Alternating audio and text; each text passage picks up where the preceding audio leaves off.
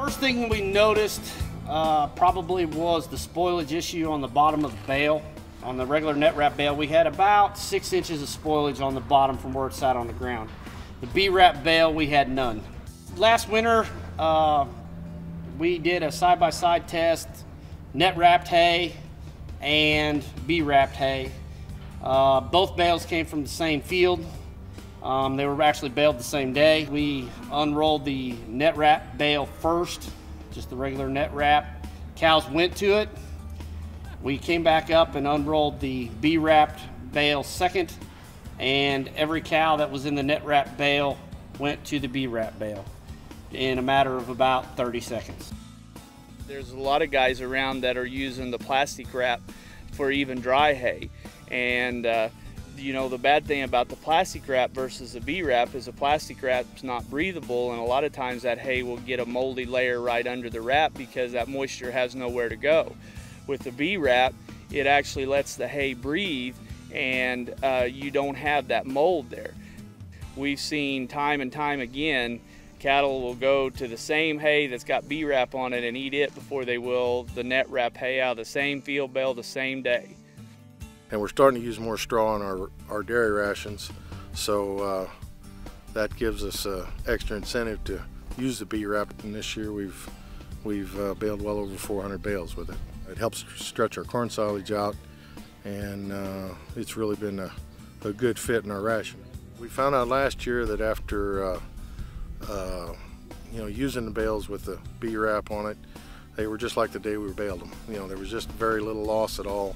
We went probably from a 15% loss to about a 2 to 3% loss. So, you know, it was just as nice and clean as straw.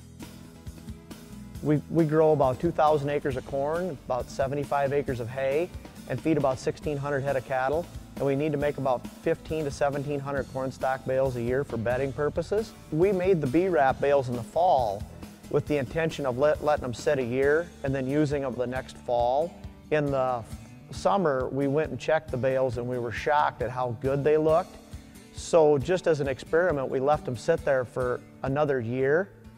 And when we took the B-Wrap off, after 2 years of sitting there, they looked about the same as a corn stock bale that had only sat there a month after being baled. We were amazed at how well they looked. The only thing that we did notice was a little bit of wicking action from the ground up, because we had them sitting on heavy clay ground and not in a very good place to leave them sit that long, but I was amazed. We shrink wrap a few every year, but the cost of shrink wrapping and the time associated with doing it, the B-Wrap is much more conducive. We have better quality bales, they last longer, and it's a lot faster to do.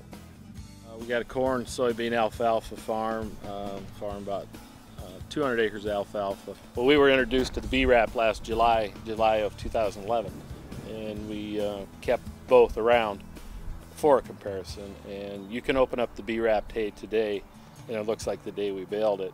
And our mesh wrapped hay kept very well, but not near like the B-Wrapped hay. There's an auction company south of us in that Kelowna area, and we have sold hay there before. We took some of the B-Wrap hay down there to just see how people would react to it. A lot of interest in it, and it sold very well that day. It was the best-selling hay that day. POET is one of the largest ethanol producers in the world, and we're building one of the world's first cellulosic ethanol facilities in Emmitsburg, Iowa. It'll be a 25 million gallon plant that consumes corn residue as its feedstock. So we're working with corn growers to collect corn residue on their fields, and we use a process called second pass cob bales to collect that, where we take about 1 dry ton of residue off the field and form it into bales. As Embracos come to the table with their B-Wrap product, we've seen some other advantages take shape as well. The B-Wrap bales are definitely able to shed water much better than a traditional bale, where a traditional net wrap bale will absorb a lot of that moisture into it, and then it has to try to exhaust that as time goes on, where the B-Wrap just doesn't take on as much moisture.